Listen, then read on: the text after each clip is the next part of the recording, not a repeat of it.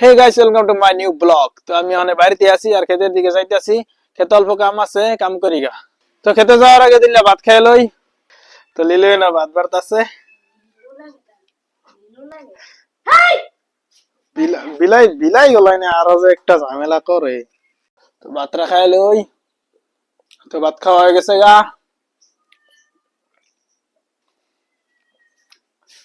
আমি আয় করছি খেত, আর মা এনে ক্ষেত ব্যস্ত আছে। তো আমারও ক্ষেত বেসন লাগে, আমি তো ক্ষেত বাজার জানি না।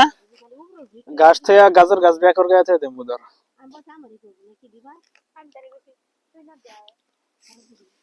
এ পয়লা বাড়ি গাছের কাছে দিছে আছে।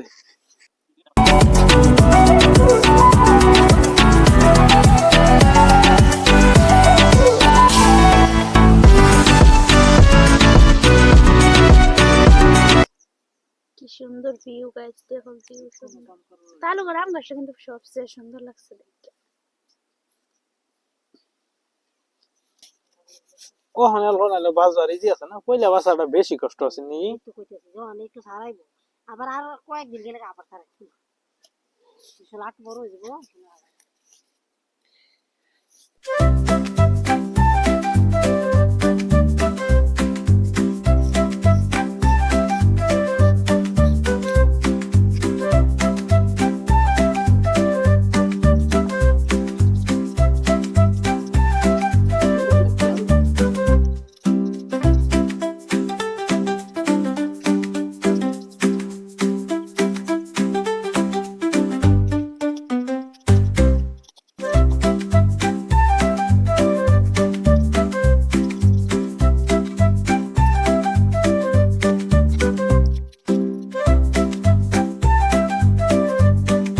এ খেত বোটটা বই চলছি, এত বাস যায় না, কুম্ভর বিষ করে বিল ডেক করে ডাইরেক্ট চোখ কো মারতাছে।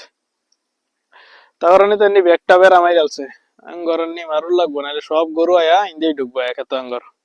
এটা পানিটা কি সুন্দর, এটা স্নান করে কিন্তু বড়িয়া লাগে। পানিটা একদম সাফ, তারও রোদের মধ্যে খারিয়া স্নান করা বড়ি আছে।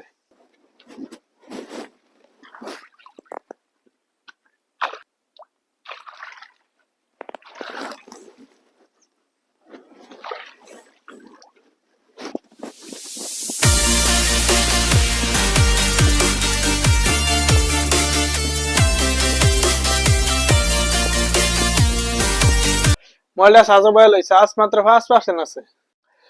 তো গাইস এন্ড গেছে গা, তার টান্দার আর কিছু দেয়া যেত না। तो उसका ब्लॉग का एंड करी, वाला एक लाइक और चैनल रे सब्सक्राइब कर दीबा। बाय। केरो सारा होली झारू बनाइबा, আরো বানাইতে লাগে ওই তো কিছু কই রাতে রান্দা কি রান্তাছো? না, ভিডিও বানাই দিবেন নো, ডিম সিদ্ধ হইতাছে, ডিম আলু না গাইস, সিদ্ধ না হিদ্ধ। আর এনে আছে বিলাহি মাছ।